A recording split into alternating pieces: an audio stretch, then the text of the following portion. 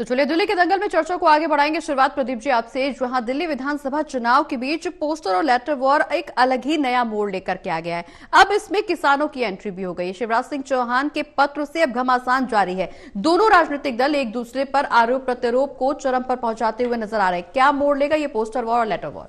देखिए, पोस्टर वार, लेटर वार और जिस तरीके से चिट्ठी वार शुरू हुई है, ये एक नए दौर में पहुंचती नजर आ रही है। और केंद्र के मंत्री शिवराज सिंह चौहान, जो कि केंद्र में कृषि मंत्री हैं, उनकी इस चिट्ठी ने एक राजनीतिक तापमान बढ़ा दिया है ऐसे वक्त जब हम दिल्ली में ठंड का प्रकोप देख रहे हैं। दूसरी तरफ राजनीतिक वार जो है उन्होंने सरगर्मी बढ़ाई हुई है और इसकी बड़ी वजह है कि राजनीतिक तौर पर किसान आंदोलन जिस तरीके से निशाने पर लेते हुए यहाँ पर केंद्र सरकार को किसान नेता नजर आ रही हैं। इस बीच हमने देखा जब पिछली बार किसान आंदोलन हुआ था तब दिल्ली सरकार की भरपूर मदद रही थी और इस नाते उन्होंने पंजाब में सरकार बनाने में कामयाबी हासिल की थी। ये कहा गया कि एक बड़ा तबका उनके साथ जुड़ा था और इसलिए खनौरी बॉर्डर जो कि पंजाब के साथ है उसमें वहाँ पर जो अनशन चल रहा है, जगजीत डल्लेवाल का मामला अदालत में पहुंचा है और वहाँ पर जिस तरीके से पंजाब सरकार को फटकार लगी है, तो ये जरूर है कि केंद्र सरकार ने पूरी तरीके से पंजाब सरकार पर यह मैटर डाला है कि वो इसका हल निकालें। लेकिन जहाँ तक बातचीत की बात है तो बातचीत के लिए दरवाजे खुले हैं। लेकिन अब जब कृषि मंत्री ये चिट्ठी लिखते हैं तो इसके राजनीतिक मायने काफ़ी गहरे हैं, क्योंकि किसान जिस तरीके से दिल्ली के किसानों का जिक्र इस चिट्ठी में कृषि मंत्री ने किया है और उसके जरिए वो निशाना साध रही हैं दिल्ली सरकार पर। क्योंकि अगर देखें कमोबेश 350 गांव और अगर देखें तो पूरा क्षेत्र कृषि का बदला हुआ है। दिल्ली के जो दिल्ली देहात के नाम से गांव जाने जाते थे, अब वो कमोबेश शहरी गांव में तब्दील हो गए हैं। ऐसे में उन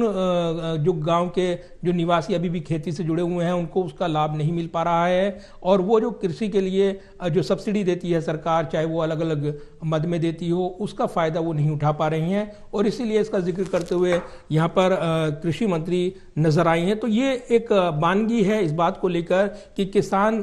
के जरिए जो राजनीतिक पलटवार केंद्र सरकार पर हो रहा था उसका सीधे तौर पर अब यहाँ पर निशाना साधते हुए कृषि मंत्री ने खुद दिल्ली सरकार को कटघरे में खड़ा कर दिया। और जब जिसका जोरदार जवाब देते हुए मुख्यमंत्री आतिशी ने दाऊद का जिक्र किया तो वो खुद निशाने पर आ गई, क्योंकि दाऊद जो कि आतंकी गतिविधियों में लिप्त रहा है, भारत का मोस्ट वांटेड है। ऐसे में हमलावर होने का मौका बीजेपी को मिल गया और आज हमने देखा कि जो प्रेस कॉन्फ्रेंस हुई उसमें जो बीजेपी के सांसद थे उन्होंने एक जोरदार पलटवार किया है। तो दाऊद की एंट्री होने के साथ ही अब दिल्ली का डॉन बता रहे हैं केजरीवाल को बीजेपी सांसद। तो ये एक वार पलटवार चल रहा है। लेकिन अगर बड़े सवाल यहाँ पर देखें इस पूरे घमासान के, वो निश्चित तौर पर बड़े सवाल उठाते हैं कि आखिर जो राजनीतिक लड़ाई शुरू हुई थी और जो मुद्दों से भटकती हुई नजर आ रही है उसमें मूल मुद्दे जो जनता से जुड़े मुद्दे हैं उन पर कब एक बहस होगी, क्योंकि दिल्ली की जनता को इंतजार है बिजली, पानी, अन्य मुद्दों पर जिनको लेकर वो यहाँ पर आम जनजीवन में उनको झेलते हैं। उन परेशानियों को उनको दूर करने के लिए, उन समस्याओं पर विचार के लिए कब खुला मंच होगा और ये सार्थक बहस तब्दील होती नजर आएगी। लेकिन जिस तरीके से हम देख रहे हैं राजनीतिक वार पलटवार हो रही हैं और इसमें निश्चित तौर पर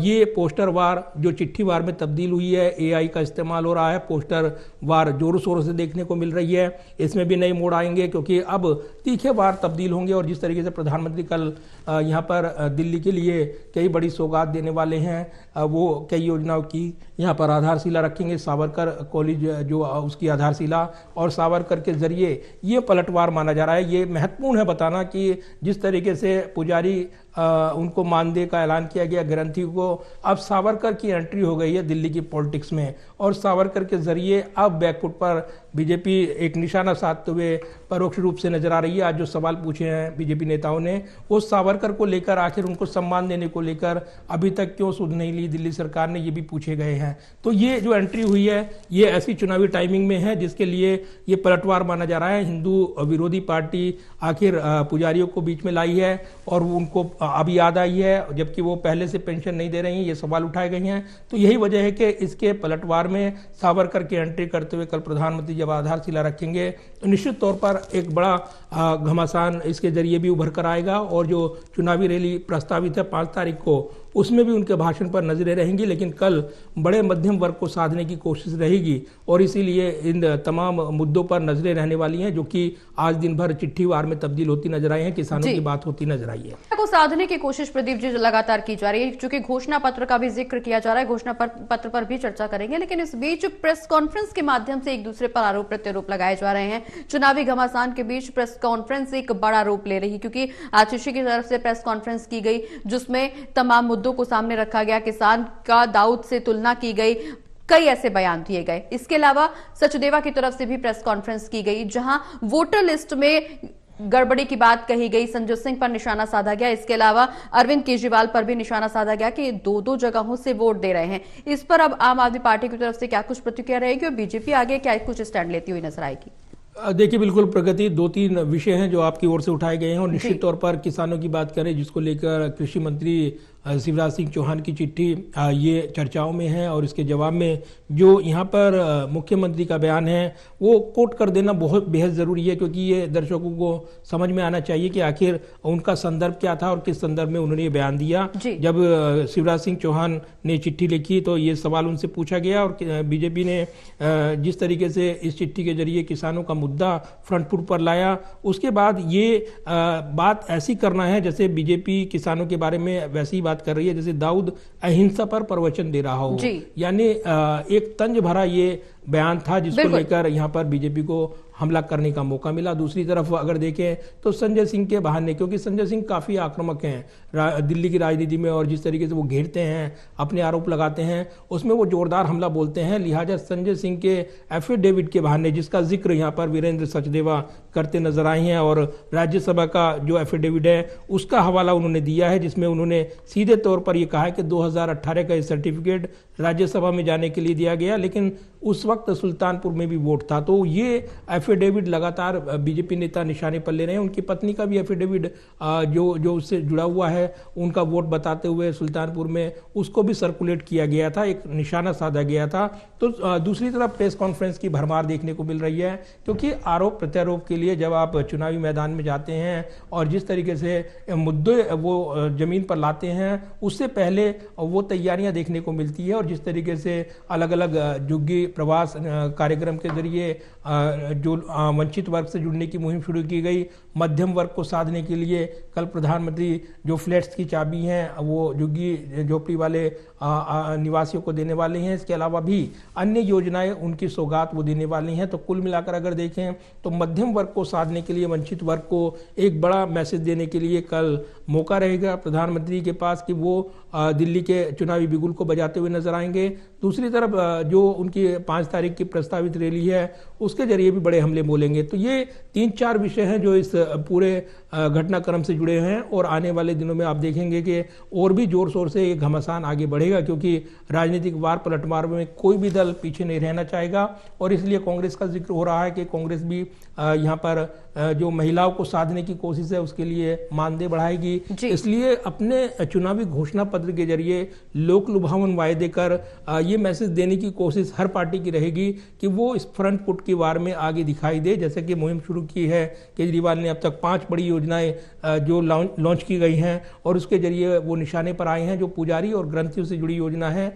इसमें उन पर सवाल उठे हैं और इसके बाद रजिस्ट्रेशन की जो प्रक्रिया शुरू हुई थी महिलाओं को लेकर और इसके अलावा संजीवनी योजना को लेकर, उसको लेकर जब ये विवाद बढ़ा तो अब यहाँ पर निश्चित तौर पर नई रणनीति बदली है। जैसा कि मेरे साथी ने जानकारी दी है कि ये आम आदमी पार्टी की नई रणनीति हो सकती है, लेकिन अभी आने वाले दिनों में आप पोस्टर वार बहुत तेजी से देखेंगे, क्योंकि एआई टेक्नोलॉजी का इस्तेमाल हो रहा है, नए नए पोस्टर बनाए जा रही हैं। इसके अलावा चिट्ठी वार जो है वो नए दौर में प्रवेश करती नजर आएगी, क्योंकि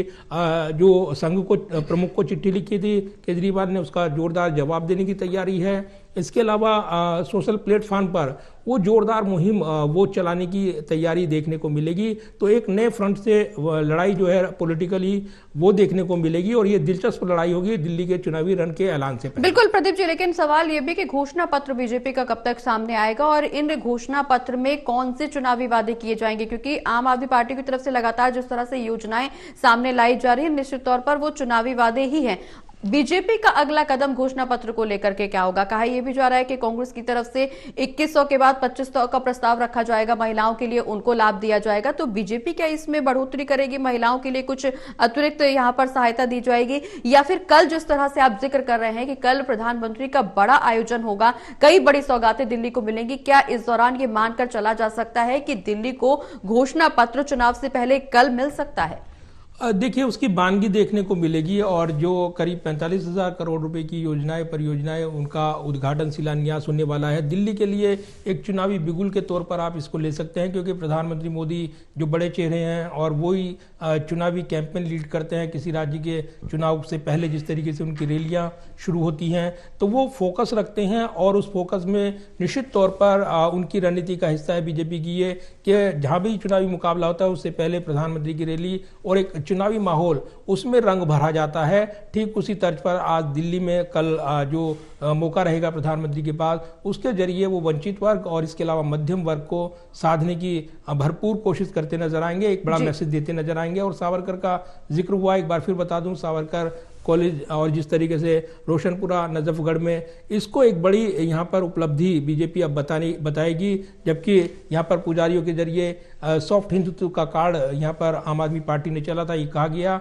उसका ये जवाब एक तरीके से कहा जा रहा है कि इसके जरिए वो यहाँ पर बैकफुट पर लाना चाहेंगे दूसरी पार्टियों को और एक मैसेज देंगे। स्वतंत्रता की आंदोलन में उनकी भी हिस्सेदारी रही है, उनके नेता भी शामिल रही हैं और सेलुलर जेल का जिक्र हो रहा है। तो दूसरी तरफ अगर देखें, जो सवाल आपने पूछा वो निश्चित तौर पर महत्वपूर्ण, क्योंकि चुनावी वायदों की झड़ी में बीजेपी बड़े वायदे करेगी आने वाले दिनों में और उसमें वो जो अब तक लीड लेती नजर आई है आम आदमी पार्टी, उसको काउंटर करने की रणनीति रहेगी और इसलिए उस पर मध्यम वर्ग पर फोकस रहेगा, वंचित वर्ग पर फोकस रहने वाला है। सभी वर्गों के लिए बड़े ऐलान इसमें शामिल रहेंगे और किसानों का तो जिक्र आज कर बिल्कुल प्रदीप जी, एक छोटा, जिस तरह से उम्मीदवारों का ऐलान अभी बीजेपी की तरफ से नहीं हुआ है, घोषणा पत्र बीजेपी की तरफ से जारी नहीं किया है, क्या प्रेस कॉन्फ्रेंस, चुनाव आयोग की तरफ से प्रेस कॉन्फ्रेंस का वेट किया जा रहा है बीजेपी की तरफ से? देखिए, माना यह जा रहा है कि जल्द ही जो चुनाव आयोग की प्रेस कॉन्फ्रेंस होगी उससे पहले प्रधानमंत्री अपनी जो कल का कार्यक्रम है और उसके बाद जो 5 तारीख का प्रस्तावित कार्यक्रम है उसमें बड़ी घोषणाएं बीजेपी करती नजर आएगी और कमोबेश वही घोषणाएं घोषणा पत्र में भी शामिल रहने वाली हैं। इसके इतर भी कुछ बड़ी घोषणाएं हो सकती हैं। उम्मीदवारों के चयन को लेकर फाइनल टच दिया गया है और इसको लेकर उम्मीदवारों के पैनल जो यहाँ पर डिस्कस हुए हैं, अब वो सीईसी की बैठक में, यानी अब ये माना जा रहा है कि कभी भी सीईसी की बैठक में इसको अंतिम रूप दिया जाएगा, लेकिन कल के कार्यक्रम के बाद और उसके बाद जो 5 तारीख का कार्यक्रम प्रस्तावित है उसके बाद ये रूपरेखा बनकर आएगी। लेकिन बीजेपी के कई नेताओं का मानना है कि अब महज औपचारिकता बची हैं। जैसे ही चुनावी बिगुल, ये संभावना बनकर आ रही है, जो टेंटेटिव तारीख बताई जा रही है 6 या 7 तारीख के आसपास हो सकता है कि चुनावी बिगुल बच जाए। 6 तारीख को प्रधानमंत्री का जम्मू में एक कार्यक्रम है जो कि चिनाब पुल पर उद्घाटन कार्यक्रम है, वहां पर वो हिस्सा लेंगे। तो माना जा रहा है कि उसके बाद कभी भी चुनावी बिगुल बच सकता है। तो फिलहाल नजरें रहने वाली हैं इस पूरे कार्यक्रम पर। बिल्कुल, चुनावी बिगुल